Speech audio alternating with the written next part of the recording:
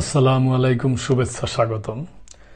দর্শক, একটা সংবাদ আপনারা অবগত আছেন যে যে সংস্কার কমিশন আর কি করাচ্ছে গভর্নমেন্ট বেশ কয়েকটা। তো এই কিছু কিছু কমিশন অলরেডি গভর্নমেন্টের কাছে রিপোর্ট দিছে, আরো কিছু বাকি আছে। তো এরকমই 6 জন সংস্কার কমিশনের প্রতিনিধি এই মাসের 8 তারিখে পূর্ণাঙ্গ রিপোর্ট আর কি সরকারের কাছে জমা দিবে। ওই ব্যাপারটা নিয়ে একটা সংবাদ।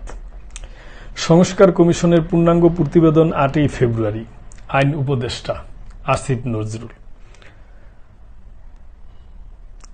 আগামী 8ই ফেব্রুয়ারি 6 সংস্কার কমিশনের পূর্ণাঙ্গ প্রতিবেদন প্রকাশিত হবে জানিয়েছে অন্তর্বর্তী সরকারের আইন উপদেষ্টা আসিফ নজরুল।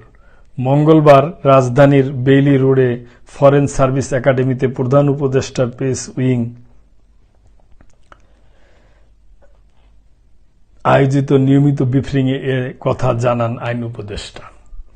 আইন উপদেষ্টা জানান, সংস্কার কমিশনের অগ্রগতি নিয়ে প্রধান উপদেষ্টা ও জাতীয় ঐক্যমত কমিশন প্রধান সম্পাদক মোহাম্মদ ইউনূসের সঙ্গে 6 সংস্কার কমিশন প্রধানের বৈঠক অনুষ্ঠিত হয়।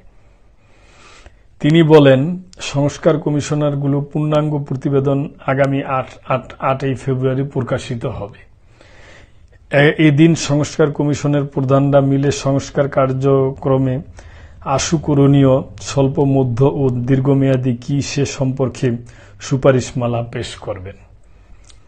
সংস্কার কার্যক্রমের পূর্ণাঙ্গ প্রতিবেদন ও সুপারিশ বিভিন্ন রাজনৈতিক দল এবং জুলাই গণঅভ্যুত্থানের যে শক্তিগুলো রয়েছে তাদের কাছে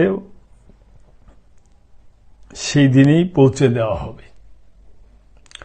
এরপর রাজনৈতিক দল ও জুলাই গণঅভ্যুত্থানের শরিক শক্তি বিভিন্ন পক্ষের সঙ্গে আলোচনা ও সমঝোতা ক্রমে জাতীয় ঐক্যমত কমিশনের প্রথম আনুষ্ঠানিক বৈঠক অনুষ্ঠিত হবে। ফেব্রুয়ারির মাঝামাঝি এ বৈঠক অনুষ্ঠিত হবে বলে আশাবাদ ব্যক্ত করেছেন আইন উপদেষ্টা। তো দর্শক, এইটা মনে করেন একটা সংস্কার কমিশন নিয়ে একটা রিপোর্ট। সরকার বেশ কিছু সংস্কার কমিশন বানাই দিছে, তার মধ্যে কিছু কিছু কমিশনার অলরেডি রিপোর্ট সরকারের কাছে দিছে।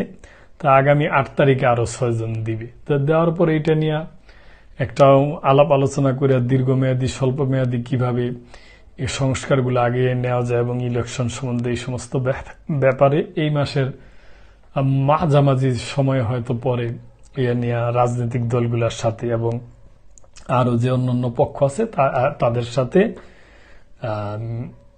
মিটিং এ বসবে আর কি সরকার। এই ব্যাপার একটা সংবাদ। তো দর্শক, এই পর্যন্তই। ভালো থাকবেন। ভালো লাগলে সাবস্ক্রাইব করে চ্যানেলটির পাশে থাকবেন। আল্লাহ হাফেজ।